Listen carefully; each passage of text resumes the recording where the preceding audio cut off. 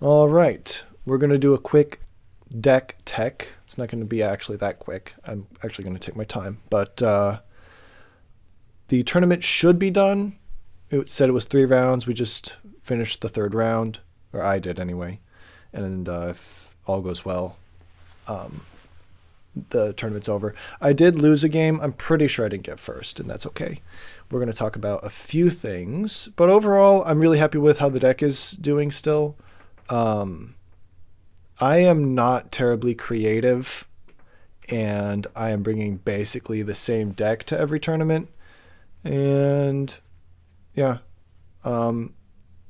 it's really hard to think of good decks, especially going like outside the box, right?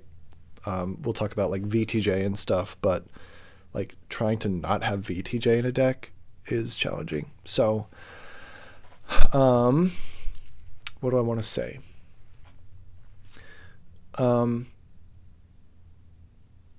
So core and key takeaways, and then we'll go into the actual deck tech. The whole point of this deck is to slow down the opponent with Corridor, ideally to the point where they have 0 lessons, but sometimes that's really tough, especially if there's Draco Malfoy Slytherin, and they're just tossing a bunch of stuff in play. It can be really challenging. And there's other cards that put cards in play. But from the last tournament, one lesson that I learned was characters are just extremely difficult to control because obviously they're not affected by Corridor. If anything, having a Corridor in play is a bad thing because, for example, I'll be doing them a favor if they have a grip hook in play and I play a Corridor, then they'll get rid of the grip hook and then they can play grip hook for free instead of having to play Magical Mess Remover. Anyway, so that was the glaring hole that I tried to fill. So now into the deck tech part. I think what I'll do this time is I will explain everything as if I was a new player. So the key combo of this deck is Time Turner, Corridor, and Hagrid. So ideally what happens is I have a Time Turner in play, Corridor in play, and I start with Hagrid. And what happens is at the start of my turn, I would discard a Care Magical Creatures lesson from play. With Hagrid, I would draw in order to put that lesson back in my hand. And then it goes back into play with the Time Turner. And then I draw again. So that way I'm not only unaffected by Corridor, but also I'm drawing a card when the opponent is actively discarding cards with Corridor. So that is just incredibly, it's just a beautiful, really beautiful combo. It's kind of addicting, to be honest. So yeah, there's that. And then what do I want? So I'm going to talk about this a little more. Part of what really makes this even more beautiful than it really is Time Turners can find Time Turners. And so if someone discards my Time Turner from play with like a Lost Notes or whatever, I can, before it gets tossed, ideally, I would find another Time Turner as like a backup one. So I have one in my hand, one in play, and then I can move on with my plan, right? So it finds other Time Turners, which is just really, really good. And then with Corridor, it's unique. So Time Turner can find a Corridor. And so with that, I can keep finding corridors. So if something like Depulso comes into play, I can just keep finding the corridor. Even if a corridor gets tossed, all I need is 3. I don't need more. I don't need to draw into these corridors. And so for that reason, it's just really, really good. So there's that. It doesn't actually come into play that often, to be honest, which is interesting and kind of, I wish more people knew that and appreciated how awesome it is. Yeah. So what else do I want to bring up? This deck is intended to win against everything. That's like the dream. is to counter literally everything. And that's a tall order, very challenging and impossible to do. I'm learning, and that's okay. It all starts with these newts to handle creatures that come in. Newts are not only like barely offense, right? But what's nice about the newts is that they counter literally every other creature that comes out onto the field. So back in the day when there was Fred and George coming into play with a bunch of baby acromantulas, the newts would just kill it upon entry, basically, which is really, really good as far as like clearing the board so that they can't be tossed with corridor, and then like it's actively just doing work. So that's part of the newts. A huge part of this game is items, and believe it or not, I forgot to keep Table Trouble in. For some reason, I decided to keep it out, and that was a mistake. I learned because there, at one point this tournament, there were like 5 items in play that I could have got rid of, but I didn't. Anyway, so Draco Malfoy Slytherin is really, really good. Too good, and it's a problem. Lost Notes is able to handle like a little bit, but it's not a lot. DMS can really outpace this deck. Picking on Neville's a classic. Problem here is picking on Neville is, I mean, for maybe like the first 2 turns, it's good against a character deck. But anything after that, once they have, you know, same issue I discussed before about having corridor, it's not helpful because the opponent can just discard Madame Pomfrey and then play Pomfrey again, for example, or Griphook, like I said before. So really good in general for the cost, and against most decks, this is a really, really effective card. Anyway, this deck doesn't work without a time turner, and there's only 4. And if I can't draw a time turner, I'm toast, basically. So that's what these inheriting the maps are for. So I find my time turners, and then I can also find a faux glass, or I can find a spell like a Lost Notes or whatever might be handy. There's maybe a few things in the sideboard that I will discuss, but that's what inheriting the map's for. And then Time Turner also will find anything unique. So all the events are unique, which is extremely handy. Characters are unique. There's just so many unique cards, and I only need 1 copy, generally speaking. Of course, it would be nice if I could just have 4 copies of everything, but that's part of like just truth be told. I mean, I'm spread thin. This deck is spread thin. But that's how it is. From my experience, though, if I'm going to be doing the corridor strategy at all, then I'm not going to be finding things with the time turner. So, like in theory, like, wow, it's nice to find a bunch of unique cards, but really, I kind of don't want to. If that's my core strategy. Maybe I don't want a corridor for some reason, and then, yeah, I can find some other unique cards. Of course, it comes in handy, like to find a Pomfrey or whatever. So, right. So that's the core things. Picking on Neville also gets rid of items. All right. What to say now? So newts would have a hard time against a wild boar, for example. That's where this comes into play for creatures that have a high health. But actually, it's crazy. This deck hasn't played against an actual really aggro creature deck since like 4 tournaments ago or something crazy. So newts and the book don't really see a whole lot of use. This also comes in handy for like Rita. So there's that. Oh, so much to talk about. Mrs. Norris is really nice because, wow, knowledge is power in this game, especially in a tournament setting where game 1, you have no idea what you're up against, like, honestly. So she's been useful. Wow, so much to discuss. Full Moon is in this mainly as for the newts, primarily for the newts. Also, it's a findable lesson, which is always nice with the time turner if I want, but it doesn't really see much use as far as that goes. But the reason it's really nice with newts is because the newts would do 2 damage to a creature. So if there's like a boa constrictor or whatever, then a newt would kill it in 1 turn with a full moon in play with 5 lessons, which is really nice. So that's a nice little combo. And that extra damage does help, surprisingly. Okay. Hedwig, classic. I can just pull a corridor from the discard, whatever. It has a ton of uses to pull from the discard. Basilisk is an interesting one.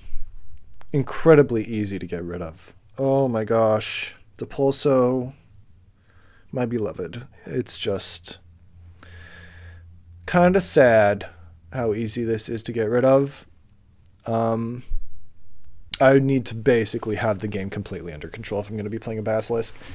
And on paper, it's like, wow, just get up to 9 power and then play this in a game against characters. But in reality, no, because by the time this gets into play, the character deck has, and we'll talk about this, I'm going to complain plenty, but they will have Colin in play.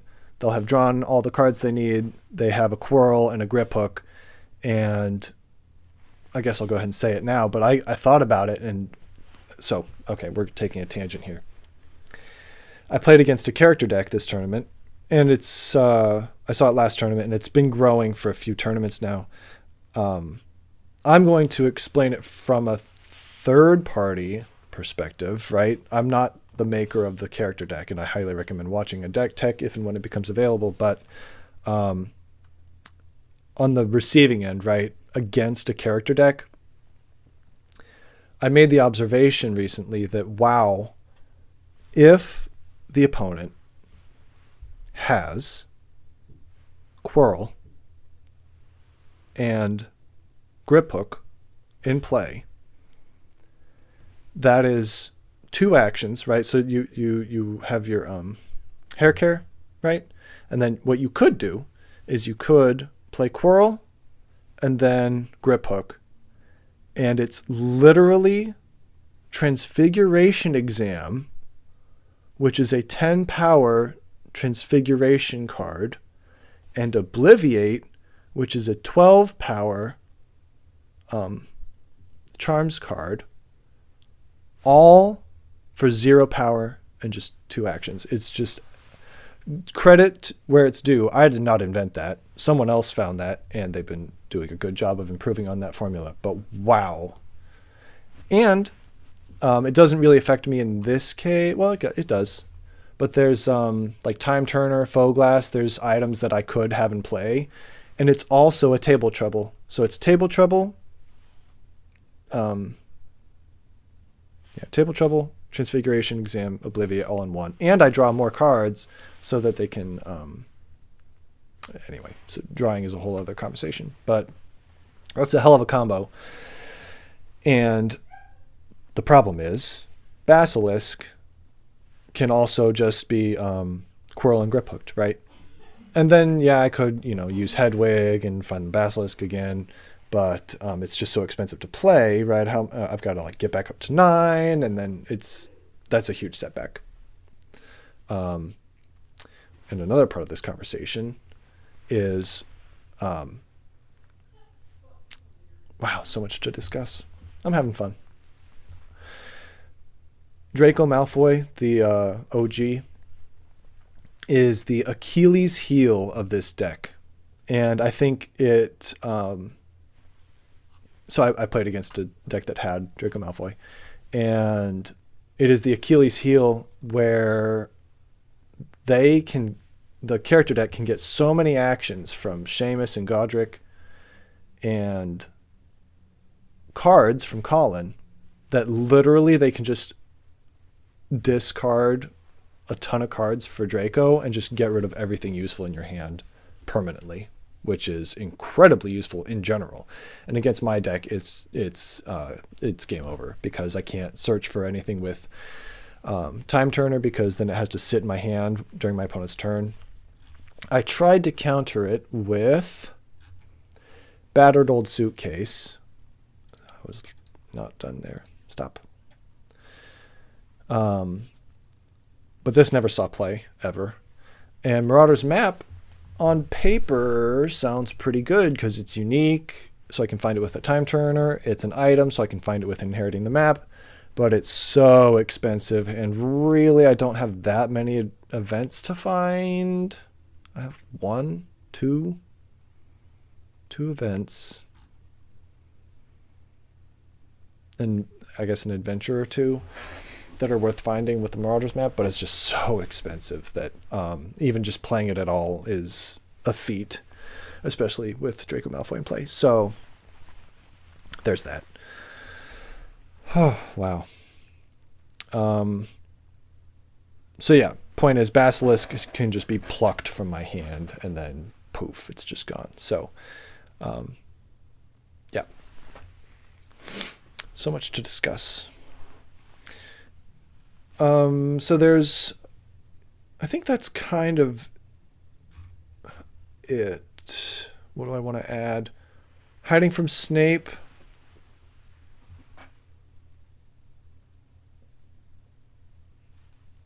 Was useful, actually, just generally speaking, to stop people from playing items. But wow, that reward is really, really good.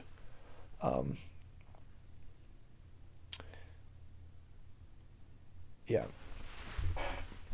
This tournament, someone played, or no, they had 9 lessons out.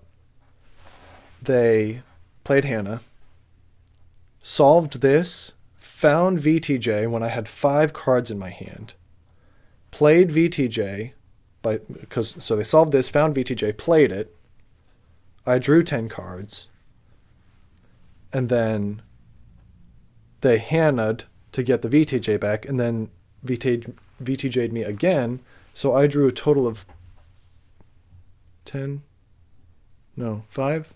Yeah, geez. So I drew 10 from the first one.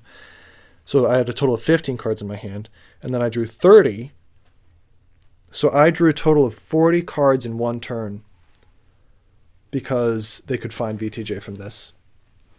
And Rosmerta is in this deck specifically for drawing, like Colin, Griphook, VTJ. Problem is, what does it say? First time you draw any number of cards each turn, you may instead put that many. You can't heal anything less. So since I drew 10, I had like 2 cards in my discard. Anyway, so I got down to 2 health. And then luckily I had Crookshanks. And so I used Crookshanks the following turn and barely clutched a win. It was insane. Insane. So, kind of all over the place, but these are the challenges that we have to face. So Rosmerta, as good as she is not enough. Oh, honorable mention. I spent so much time thinking about it. I'm like, what can save me from drawing? Honorable mention is Secret Keepers, where it's 9 power, event unique, and if you were to go to 0 cards, you can put as many cards from your hand into your deck. Perfect solution to VTJ. Problem is, it has a color, and they can just Depulso it. And then VTJ, boom, you're done. Like, knowing that, I couldn't keep it. Even though it's like, objectively, was like a perfect fit. Resurgence of the Dark Mark is good because in order to play and then play again VTJ, it gets in the way of that. And then there was a lot of healing this tournament and Hogwarts of History. Problem is, the solution, or the reward rather, of this is they can get rid of one of my cards, and I had Rosmerta in play, and it was the only way that Rosmerta could actually leave play was if I played this card. So I had to not play it, and even if it was useful, the other person had like 4 actions a turn, so really, was it doing that much? No, it wasn't. Whew. So,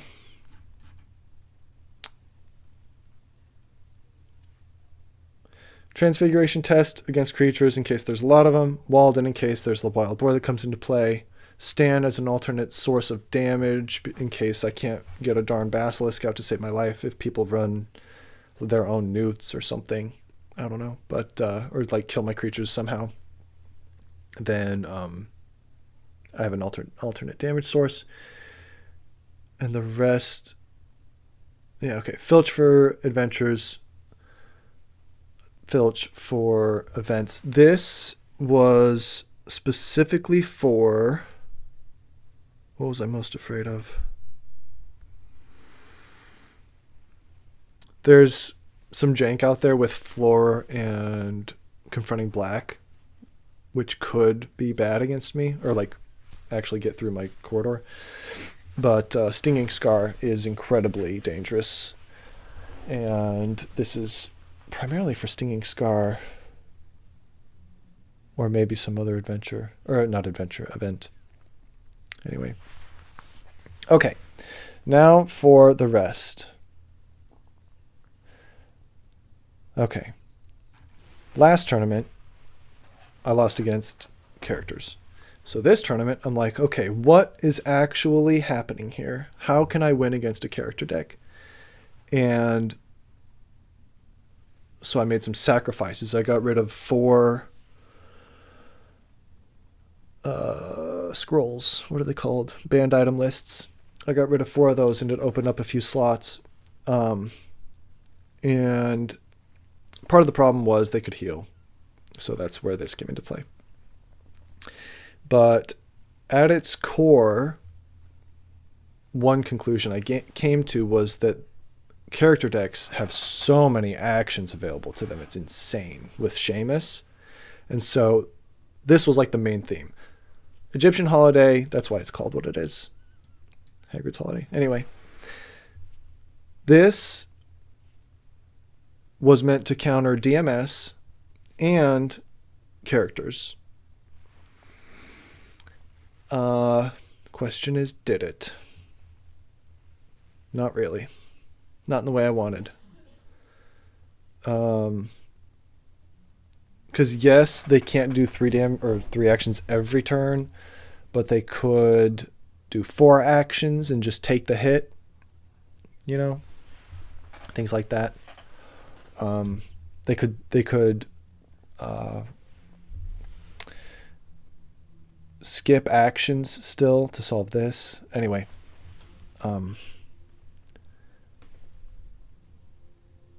it worked. So what actually works better is Faux Glass. Faux Glass slows down DMS incredibly fast. I mean, he goes from being able to play 3 cards at once to 1, which is just a huge hit. And then there's decks out there that want to take damage so they can put VTJ in the discard so that they can get the VTJ. So the fact, I mean, it is what it is. I don't know. There's just nothing else out there to control actions. Point is, actions are incredibly valuable. And so I was thinking to myself, how do I handle character decks? And the answer was, you got to fight fire with fire. And it's to the point where, I mean, and the game is really interesting because you have uniqueness. And so if I play Seamus, they can't. If I play Grip Hook, they can't. If I play Quirrell, they can't.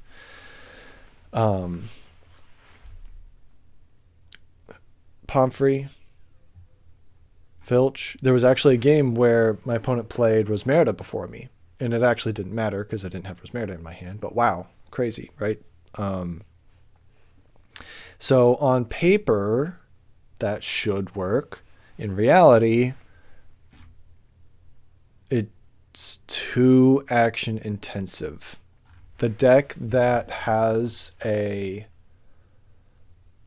hair care wins that race, hands down. So as far as fighting fire with fire goes, not super effective. I added a few things. Empty Frame is old, so that's been here for a while, but I added Dementors on the Lake, which didn't actually do much because I didn't draw into it, and that's part of the problem is I need like 4 of these, and then maybe it's useful because if you start with it in your hand, then wow, that would be a great help. But I played this too late, and it didn't even matter anymore. What else? VTJ is an interesting one.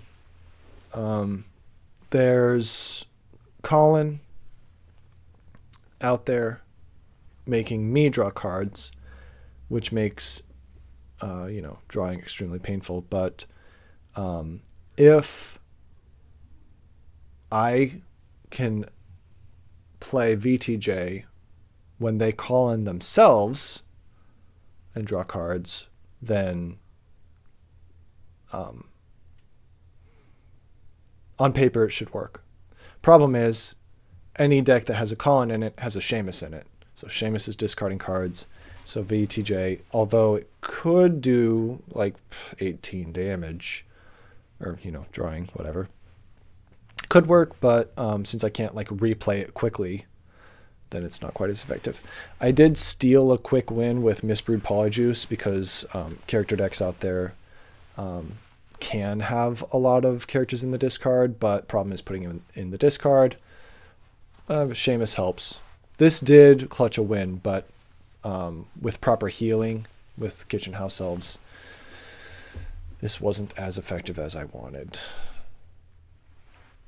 So look at all this character hate I had. Character hate, character hate, character hate. That's fine. Draco, character hate, character hate. Creatures, character hate, character hate. Character hate, character hate, character hate. Character hate. Character hate. Character hate. This would have been good against Hair Care, so I'll call that character hate. Character hate, character hate, character hate, character hate. How many is that? One? I'm not even going to count it. Point is, it is impossible to stop characters unless you build a deck specifically to counter characters and only characters, which is like maybe viable. I mean, not with my deck. I can't find the space for that much hate. What might I do next time? I might take out all these characters and take 4 copies of something that's just god awful to play against. I don't know what it'd be. Maybe 4 of these or 4 of these. I don't know, but fighting fire with fire as far as characters go did not go according to plan. But yeah, characters are incredibly powerful. And I'll just say it one more time. I obviously didn't invent that, and credit to those who have honed that. It's really a beautiful... I hate it, but it's beautiful what they've created. And it's my main problem to solve. But actually, I'm not going to worry about it until the ban and restricted list comes out, which I want to talk about in just a second. But I don't know what I'm going to do because there's really not much hate that works against characters. Before I forget, though, I did put in 4 Ice Only Swears, and I took out the alchemies, and I put in lessons because if there is a lesson hate deck out there, then I mean that's why the alchemies were in here. But I changed my mentality, and I wanted to beat them to the punch. So that's why I put lessons, because lessons are faster than alchemy. Right. So ban and restricted. I am so curious. I'm not sure what the dev team is going to do, but clearly this deck is not the best deck. It handles a lot, and the truth is that it's objectively just awful to play against. It's just no fun. It's fun to play as, but not against. But just because it's awful to play against doesn't mean it's like the best. And the truth is that character decks, and especially like VTJ as well, it depends on who makes it. But there's a million different ways. But drawing is extremely powerful. And characters are extremely powerful. I don't know what they would do. I think VTJ is just so I don't know. Actually, let's have some fun. Let's go to the website and see the old BNR. Resources. Where is it?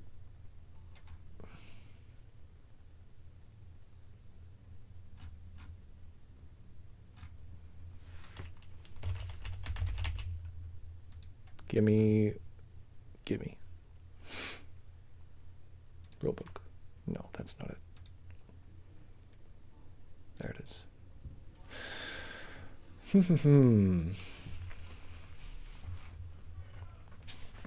So, 2024. A lot of people, I think Wand Shop was like the biggest surprise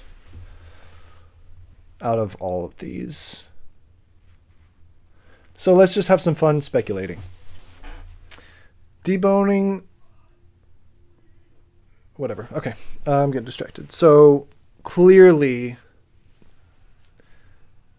there's a difference between deboning and VTJ, right? They're both restricted to one, but deboning is a very specific deck where you can recur it with Hogwarts of History, and that exists and is good, so that's fine. But VTJ fits into so many decks.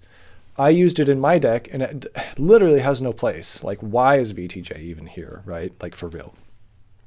But I had my opponent. So, for example, I had Full Glass out, which my opponent would play a card and then draw. Play a card, draw. Play a card, draw, right? And then all of a sudden, VTJ does basically 24 damage, and I win. And so the fact that it's so accessible and so impactful, and it really just takes away everything from potions. Like, Draft of Living Death is such a cool card, and it's just a classic, and it has no place sitting next to VTJ. It's just, you can't, because we have 60 cards in the deck, right? Like, VTJ, and yeah, it's too good. I think, yeah, Wand Shop. Yeah, Wand Shop is about ramping. VTJ. What else? It's really interesting, the problems, though, because either... So, yeah, I guess it's really depends on what cards the team makes. They could make cards to handle drawing. Like, they've made Rosmerida, they made EKT, which actually, I was going to talk about that. I probably should have kept EKT as another, like, hurdle and anti-character thing. Anyway. But, yeah, more anti-drawing cards because it's just too good. I think...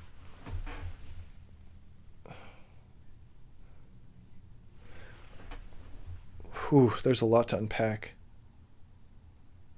There's Quarrel and Grip Hook. And then there's Rita. There's a lot going on with characters. Wow. So are characters strong? It begs a lot of questions. I don't really have any answers. I think Grip Hook, though, is too much. Colin is, like, annoying, and he makes the character system run. But as far as, like, actually...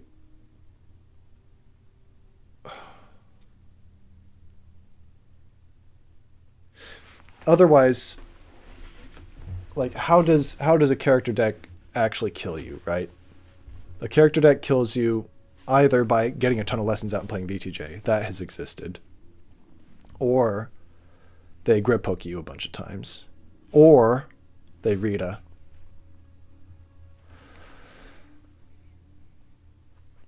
I mean, Rita's new. She's not going to get banned.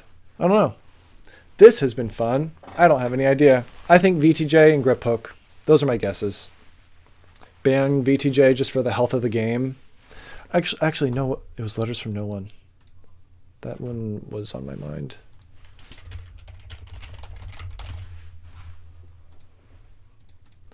So this is like actually kind of doable. Like, you can solve this, but like for the health of the game, they got rid of it. For the health of the game, here's what I want, and then I'll shut up because this has been fun, but we've been here a while. VTJ ban and restrict. Would you restrict grip hook? Yeah, maybe restrict to one grip hook. That way you have to get him back in your hand, which is a challenge on its own. But even then, you could just Hannah.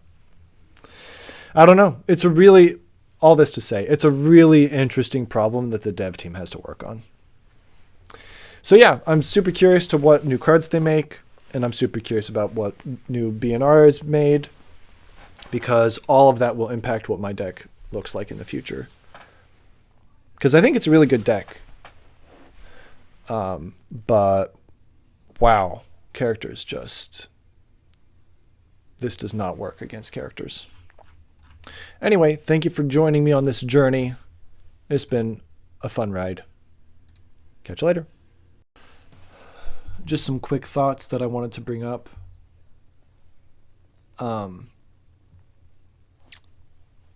Part of the problem with building against characters specifically is I need to prevent them from entering with things like empty frame. Because once grip hook comes in, he does his damage and then leaves, right? All in one fell swoop. And there's things like Dementor Swarm that could be helpful to make my more permanent cards like Dementor's Kiss effective. So that does have a place, and I was considering adding Dementor Swarm, but I had to make a choice, right? Because I had limited space. But that's really challenging. Because there's a lot of characters that want to leave play. And so Dementor's Kiss is like, there's a few things that are effective once they're in play, but anyway, that's a huge issue with handling characters in particular. And the other thing is my playstyle, for whatever reason, I don't know why, but I like to react and build against all of the decks because I'm trying to beat everything. And what my brain does is like, let's build against everything. But there are strategies out there, of course, where it's literally beating them to the punch. And so there's strategies out there.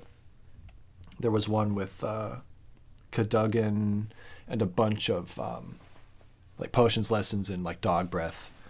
And I'm not sure what else. But there's like just fast damage and outpace the character deck. Part of the problem, I think, is there's healing with the character deck, so that is an issue. But anyway, that is a strategy that I haven't explored. I think it's just not my play style, and I'm stuck to this. I don't know. I could try and invent that. I might. Depending on what the BNR looks like, I might look into that. But those are just some extra quick thoughts that I forgot to bring up, and then I remembered to bring them up. Okay, bye. Actually, I have another thought. I was thinking about it the other day. Peeves and grip hook are very, very similar. And basically the difference is that Peeves allows you to draw, right? And like reset your hand, which is powerful in its own right. But with Colin and with character decks as they become right now, it's very interesting to think about really how different is Peeves from grip hook nowadays. And I think that they're wildly similar. And Peeves is banned, which is super interesting. So maybe grip hook not only gets restricted, but like fully banned. Who knows? Just speculation. But yeah, I think part of and this is like a follow-up thought with the problem with drawing. Drawing should be like a good thing, right? But there are cards.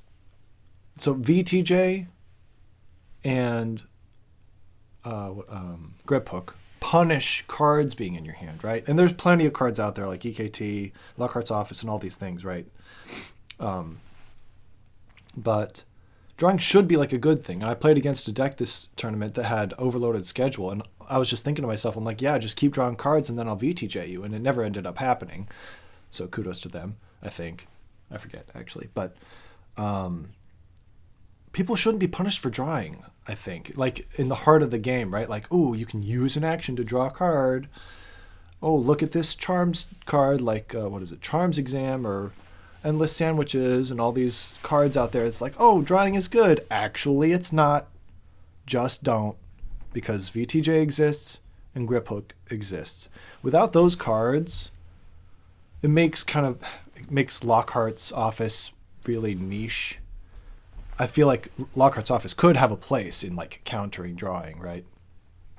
There's some cards that go from being maybe useful to completely niche, like Lockhart's Office. But I think that's what makes drawing so unhealthy. I think Colin actually isn't that big of a problem because drawing 3, there were plenty of times this tournament where I chose to draw 3. So like drawing is good, but with a Grip Hook looming and a VTJ hiding in a deck or discard somewhere in any deck that runs a single potions lesson is just insane. So I think it's not drawing that's the issue.